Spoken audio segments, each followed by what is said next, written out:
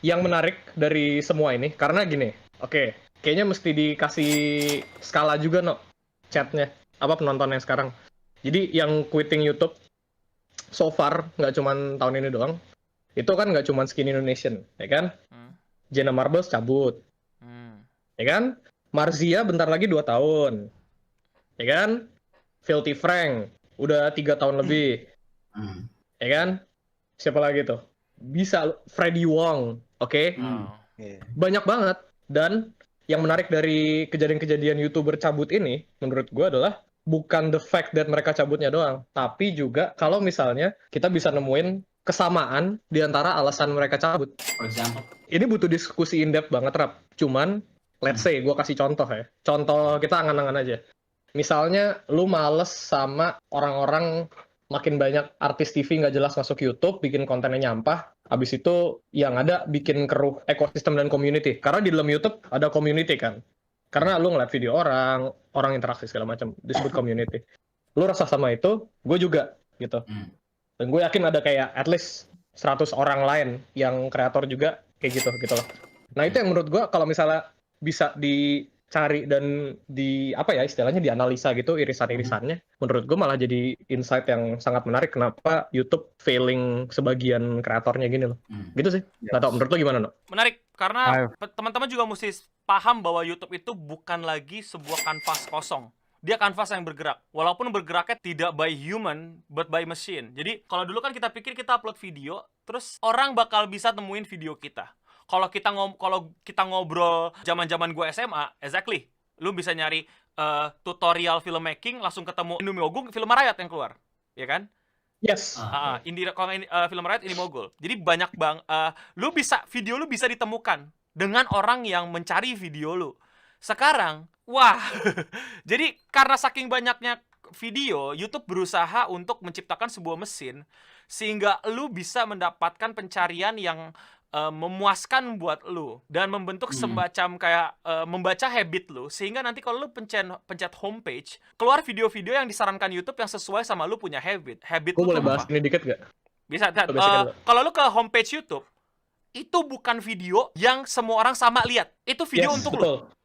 Yes, jadi homepage gua sama homepage Easy, Arab, Ricky, Mardial semuanya beda. Sorry, tambahan no. Nggak cuma home. Kalau lu nonton video, recommended lu di kanan, itu juga tergantung habit lu. Suggested juga, bahkan sekarang udah sampai search result. Search result juga ngaruh. Betul. Search result juga ngaruh sekarang. Jadi udah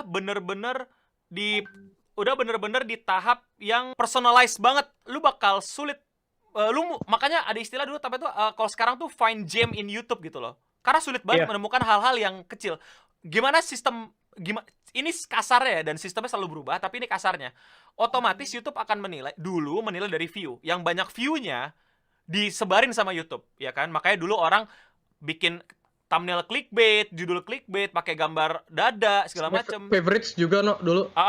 Favorite sama dulu bintang 5. Sama engagement dari likes. Dan komen bintang gitu kan. Bintang 1-5 ya. Nah, karena sistemnya kewalahan, akhirnya ditemuin formula baru, yaitu yang namanya audience retention. Jadi bukan view lagi sekarang, tapi seberapa orang betah nonton. Nah, ini yang suka orang-orang nggak paham dan sebenarnya juga berbahaya.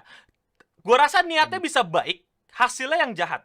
Atau gue nggak tahu niat baik YouTube berniat apa. Kalau personalize gitu kan, misalnya kayak contoh, Easy, lu suka nontonin IDM, lu nyari-nyari tutorial, homepage lu akan penuh tutorial dan IDM, gitu kan? Nah, homepage lu penuh sama Apex kok. Iya, tapi sekali lu mengklik drama, sekali Anda mengklik... Gue penuh dengan Big Changges. Iya, sekali lu ngeklik klarifikasi, sekali lu ngeklik open BO, sekali lu ngeklik kasus Twitter ini, sekali lu ngeklik pocong lompat teriak au-au gitu atau apalah, gue nggak ngerti gitu. Homepage paling enak gak bisa paling lepas. Cara ngeprank orang paling enak tuh kalau temen lu ada komputer nggak dijagain, lu buka-buka video-video hancur gitu di YouTube-nya. Iya, lu itu kacau. Itu ntar seminggu ke depan dia bakal dapat video itu terus. Gua Oke, gua kalau misalnya kepo sama sebuah drama sampai kepo banget, gua incognito karena gua nggak mau rusak, gua nggak mau sampai suggested dan search dan homepage gua Iya. ngaco. Nah, itu Iya, yang iya. orang nggak tahu. Jadi sekali lu ngeklik drama dan yang typically kalau misalnya lu nontonin drama itu dari ujung sampai habis ya, walaupun lu cuma sekali klik, ingat tadi yang gue bilang, audience retention. Audience retention itu seberapa betah lu nonton. Semakin lu nontonnya sampai habis, apalagi lu ulang-ulang biar lu paham, udah YouTube bilangnya, Anda suka konten ini, kami akan berikan lebih. Dan itu emang begitu sistemnya bekerja gitu. Nah, makanya sekali... By the way, tambahan dikit no, Apa? buat AI-nya YouTube. Ini so far masih kayak, apa ya, ini kayak hipotesa gue dan mungkin ada beberapa orang juga di Twitter. Cuman kemungkinan AI-nya YouTube itu udah bisa ngelihat beyond thumbnail sama judul sama komen lu doang. Jadi yang lihat juga bener-bener kontennya gitu loh. Jadi kayak misalnya videonya bilang ngebahas komputer nih, atau ngebahas film.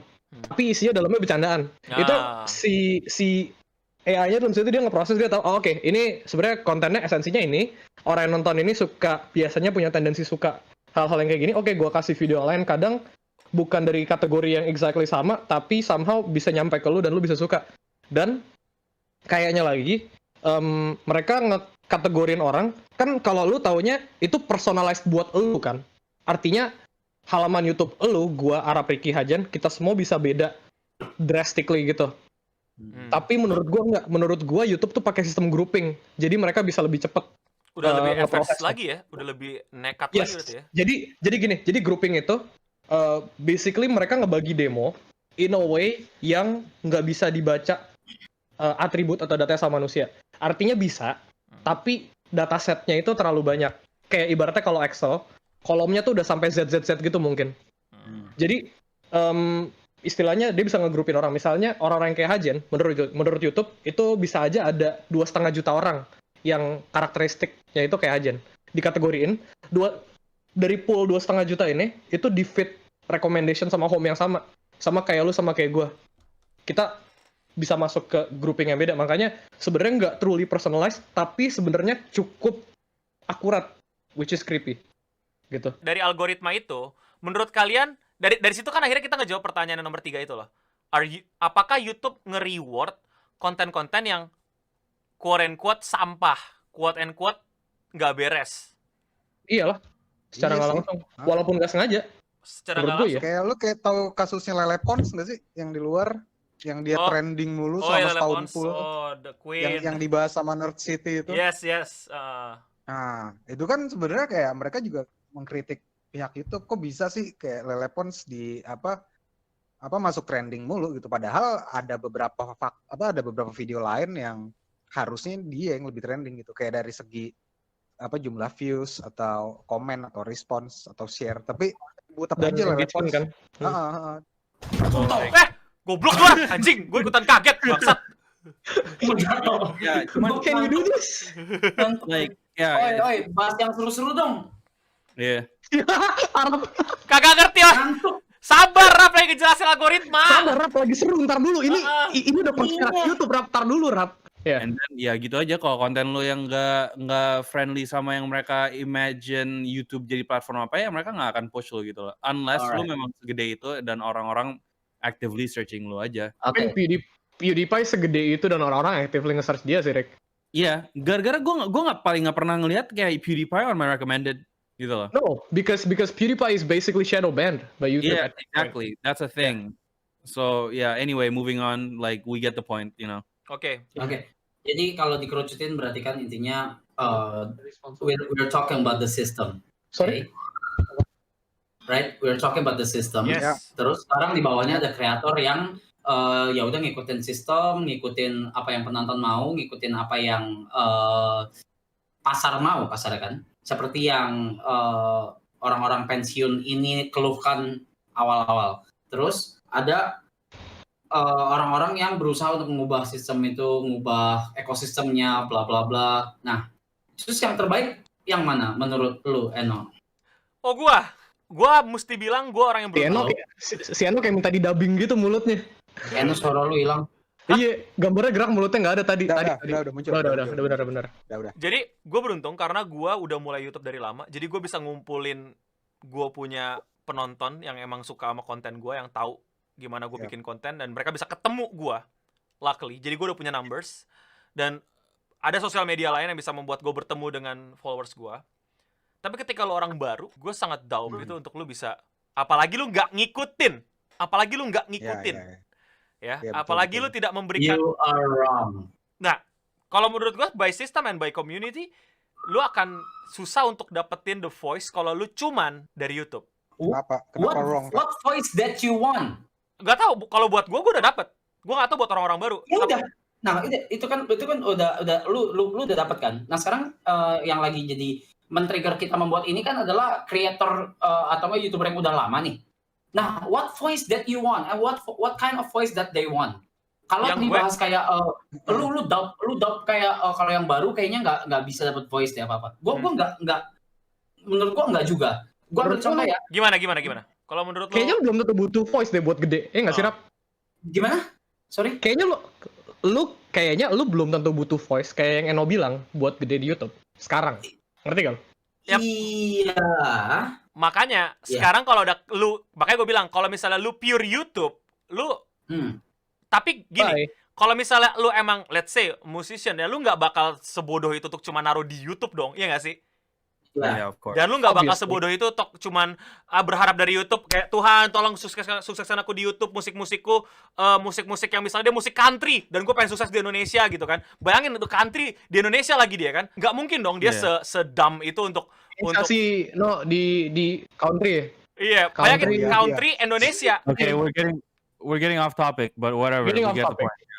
Iya, tapi dari situ kan lu tahu bahwa ketika lu cuman pengen YouTube, ya lu bakal gitu loh. Tapi kalau misalnya lu pinter dan lu sebar-sebarin, makanya gue suka sama Reddit itu mereka coba kurasiin dan mereka nggak suka sama orang yang self promote. Pasti mesti orang nemuin sesuatu dan dijelasin versi dia dan orang akan dapetin voice-nya di tempat lain, and it's Reddit, not YouTube. Ya dong. Ada yang kayak gitu di Twitter. Ada juga community kecil di Instagram yang anak-anak desain dan ilustrasi. Rap, berarti maksudnya Eno tuh bukan voice, Rap. Traffic bahasanya tuh. Oh ya, sorry. Oke. Traffic lah. Angka. Bukan voice, no. Traffic. Bukan angka juga, traffic. Artinya buat ngedrive orang datang konten lu butuh traffic eksternal, ya kan? Kayak kalau lu ke stats YouTube lu atau kalau kayak gue di stats Twitch gue, paling gede itu justru bukan dari dalam platformnya itu sendiri, tapi kayak yang dari Twitter, yang dari Instagram, yang dari swipe upan Instagram gitu-gitu loh. Maka dari situ kalau kita balikin ke topik, like the YouTube it's all about business. Well, if you depend only on YouTube, you're so stupid enough gitu. Ngerti gak lo? If you're only depend on YouTube, you're gitu. Yeah, but the thing is tapi di luar sana banyak yang seperti itu kan sekarang. Nah, iya itu. Cuman PewDiePie di luar equation sih, dia nggak ada Twitter, nggak ada Instagram gitu. No, well, he has Instagram, PewDiePie. Ada sih, iya, he does. Ada Twitter juga. Gimana? No, I was just saying like if you're smart enough to kayak kalau lu pinter dan lu nggak cuman masukin semua di YouTube, lu akhirnya akan keluar dari YouTube, cuy. Gara-gara you understand you can make so much more outside of YouTube, gitu loh. Yes. And that's my point at least. Yeah. So, jadi gue lurusin lagi, berarti kita berlima di sini itu tahu kalau sistemnya memang sudah rusak dan kita berarti kurang lebih setuju lah sama statement Hmm. beberapa YouTuber yang bilang kalau sistemnya udah rusak dan itu yang membuat mereka dan juga beberapa dari kita itu quit dari YouTube, right? Lu masih mau ngomong? Ya, dikit. Oke, lanjutin. Ya anjir, maaf. Nah, terus maksud gua gini loh, ketika lu quit dari YouTube gitu, tapi lu kayak merasa kecewa atau lu sakit hati, butthurt gitu-gitu. Nah, lu ada di titik itu nggak easy dulu? Gua ada. Karena And I can understand why ada. I can understand why people felt that way.